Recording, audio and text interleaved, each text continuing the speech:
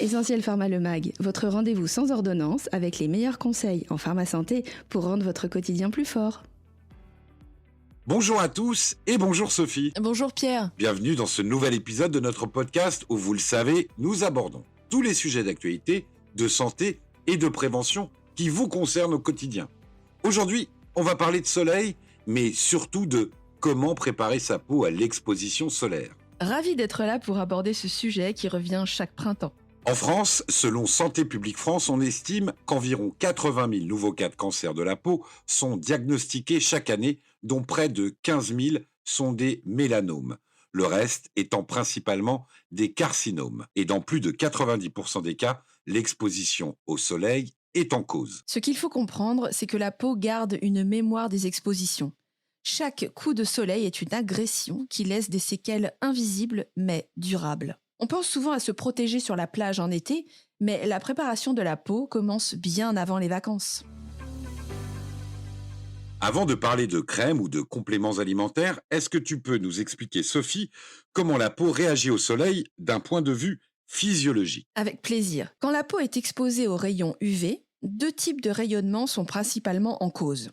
Les UVB et les UVA. Les UVB sont plus courts, responsables des coups de soleil, mais aussi de la production de vitamine D. Les UVA, eux, pénètrent plus profondément dans la peau et sont impliqués dans le vieillissement cutané et le stress oxydatif. Et c'est cette agression qui peut entraîner à terme des mutations cellulaires et donc des cancers ? Exactement. Le rôle du mélanocyte, la cellule responsable de la pigmentation, est de produire de la mélanine pour protéger l'ADN des cellules cutanées. Mais cette protection est limitée.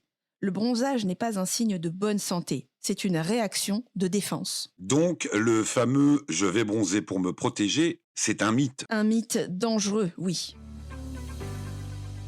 Parlons maintenant de la préparation de la peau. Beaucoup de gens achètent des gélules solaires dès le printemps. Est-ce réellement efficace ? Les compléments alimentaires à visée solaire, souvent riches en bêta-carotène, lycopène, vitamines E et C et parfois en sélénium, ont un effet antioxydant. Ils aident à renforcer les défenses de la peau face aux radicaux libres induits par les UV. Donc ce n'est pas une protection directe comme une crème solaire. Non, ce n'est ni un écran, ni un bouclier, mais un soutien. Selon une étude menée par le laboratoire Pierre Fabre en 2020, les personnes ayant pris une cure de 4 semaines de compléments à base de lycopène ont montré une réduction de 20% de l'érythème solaire par rapport au groupe témoin. Intéressant. Et combien de temps avant l'exposition faut-il commencer cette cure ? Idéalement, 3 à 4 semaines avant une exposition prolongée, en continuant pendant et après. Mais cela ne remplace jamais les gestes barrières. Crème solaire, vêtements, lunettes et surtout éviter les expositions entre midi et 16 heures. Mais Sophie, on n'habite pas tous au bord de la Méditerranée. Est-ce que ça vaut le coup de préparer sa peau au soleil quand on vit à Paris, à Lille ou à Angers ? Oui, ce qu'on oublie souvent, c'est que 80% des rayons UV passent à travers les nuages et que l'exposition est cumulative. Même en ville, lors de trajets à pied ou en terrasse, on s'expose. D'ailleurs, une étude de l'Institut national du cancer montre que 41% des Français s'exposent régulièrement au soleil sans protection en dehors des vacances. Et donc on accumule du capital soleil. C'est une image un peu simplifiée, mais parlante. La peau a un capital solaire qui diminue avec chaque exposition. Lorsqu'il est épuisé, les dommages deviennent irréversibles. Alors, est-ce qu'on peut booster notre peau grâce à l'alimentation ? Oui, et c'est une approche complémentaire. Les aliments riches en antioxydants naturels comme les carottes, tomates, abricots, épinards ou encore le poisson gras apportent du bêta-carotène, des oméga-3, de la lutéine. Tous ces nutriments ont un rôle anti-inflammatoire ou photoprotecteur. Donc l'assiette peut jouer un rôle de bouclier ? En quelque sorte, une étude menée par l'INSERM en 2019 a montré qu'une alimentation riche en antioxydants diminue significativement l'impact des espèces réactives de l'oxygène sur les cellules de la peau après exposition solaire. Sophie, tu as prononcé tout à l'heure une phrase qui m'a marqué. Préparer sa peau au soleil, c'est aussi respecter son écosystème cutané. Est-ce que tu peux développer cette idée parce que c'est un concept qu'on n'entend pas souvent ? On a trop longtemps réduit la protection solaire à une crème posée à la va-vite sur la plage.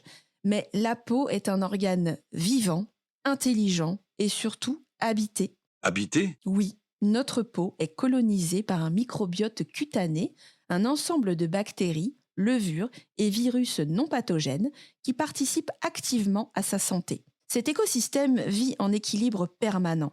Il nous protège contre les infections, module l'inflammation et même influence notre réponse face au stress UV. Lorsqu'on agresse notre peau avec des produits trop décapants, savon antibactérien, lotion alcoolisée, gommage trop fréquent, on déséquilibre ce microbiote. Résultat, une peau plus sensible, plus sujette aux rougeurs, à la déshydratation et moins apte à se défendre face au soleil. Donc, préparer sa peau, ce n'est pas juste la renforcer de l'extérieur, mais aussi ne pas perturber ses défenses naturelles. C'est bien ça? Oui, et c'est un point que la recherche confirme.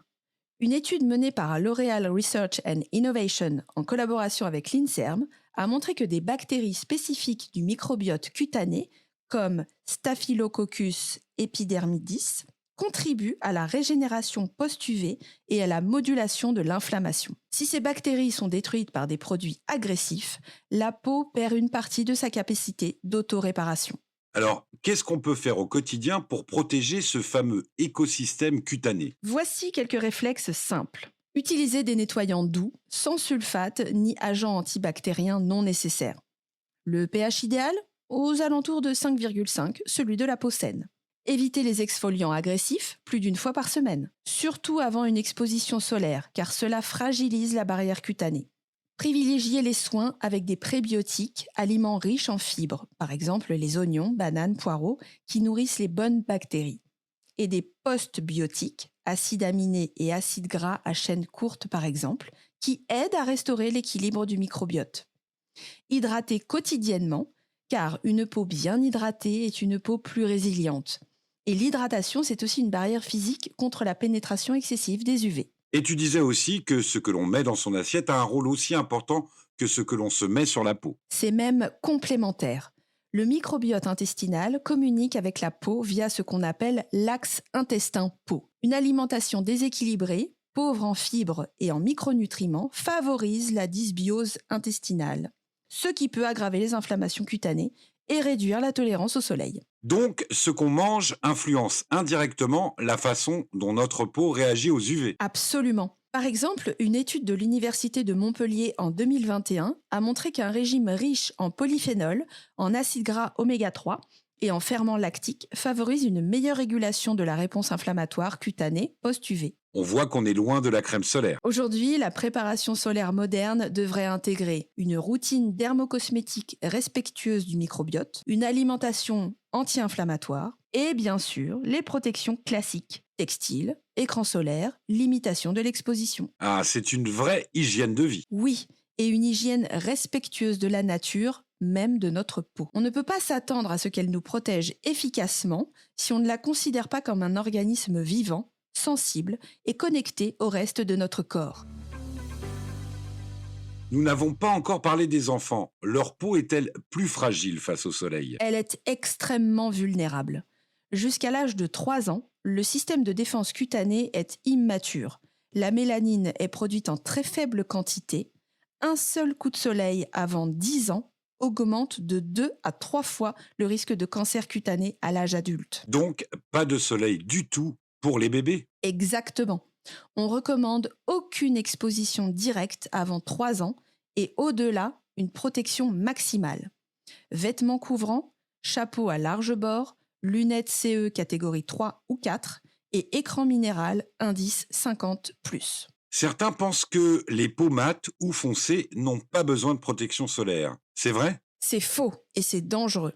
Si la mélanine offre une meilleure photoprotection naturelle, elle ne suffit pas à prévenir les dommages cellulaires profonds. D'ailleurs, les mélanomes sont souvent diagnostiqués plus tardivement chez les personnes à peau noire ou mate, car sous-estimés. Donc, on met de la crème quelle que soit sa couleur de peau. Toujours sans exception. Si on veut préparer notre peau au soleil de façon intelligente, que devrait-on faire concrètement dès maintenant? Voici une routine type. Dès avril, intégrer plus de fruits et légumes colorés, riches en antioxydants. Ensuite, commencer une cure de compléments solaires si besoin, sur conseil médical ou pharmaceutique. Hydrater la peau quotidiennement pour renforcer la barrière cutanée. Et enfin, Portez une protection solaire légère, même en ville, surtout sur le visage. Et pour les tatouages, comment réagissent-ils face au soleil et surtout, faut-il les protéger ou préparer d'une façon particulière? C'est un sujet encore sous-estimé, même chez les grands amateurs de tatouage. Et pourtant, l'exposition solaire peut avoir des conséquences importantes à court et à long terme sur la qualité du tatouage, mais aussi sur la santé de la peau. Un tatouage, c'est une plaie. Et une plaie n'aime pas le soleil. Oui, il faut en moyenne 2 à 4 semaines pour qu'un tatouage soit totalement cicatrisé en surface et jusqu'à 6 semaines pour une cicatrisation en profondeur, selon la taille, la zone et la technique utilisée. Donc, un tatouage récent ne doit jamais être exposé au soleil. Jamais, c'est impératif. Exposer un tatouage non cicatrisé peut provoquer une décoloration prématurée des pigments, une inflammation prolongée et dans certains cas, une réaction allergique phototoxique. Une fois cicatrisé, le tatouage devient une zone particulièrement fragile face aux UV, car la peau a été modifiée. La densité de mélanocytes peut être localement altérée et les pigments eux-mêmes peuvent réagir au soleil. Les conséquences d'une exposition répétée sont la décoloration progressive du tatouage, les bavures de contour, la perte de contraste et potentiellement un vieillissement cutané accéléré de la zone. Même si mon tatouage a 10 ans, il reste vulnérable ? Tout à fait. La protection doit être à vie. Voici les bons réflexes. Appliquer un écran solaire indice 50+, de préférence minérale, oxyde de zinc ou dioxyde de titane, qui forme une barrière physique sans interagir avec les pigments. Renouveler l'application toutes les 2 heures et après chaque baignade ou transpiration. Couvrir la zone si possible, vêtements, pansements légers en cas de soleil extrême. Éviter l'exposition prolongée, surtout entre 12 et 16 heures. Exactement, il faut considérer un tatouage comme une zone à photoprotection renforcée, au même titre qu'une cicatrice ou une peau très claire. Et les produits qu'on choisit doivent être non photosensibilisants, non irritants et adaptés à une peau fragilisée. Merci Sophie pour tous ces éclairages. Je pense que beaucoup vont revoir leurs habitudes avant les vacances. J'espère. Le soleil, c'est aussi la vie, la vitamine D, le moral, mais comme souvent, c'est la dose qui fait le poison. Absolument. Alors, comme d'habitude, si cet épisode vous a plu, n'hésitez pas à le partager autour de vous et à nous suivre pour d'autres sujets santé. À très vite pour un prochain épisode. Essentiel Pharma, votre réflexe santé.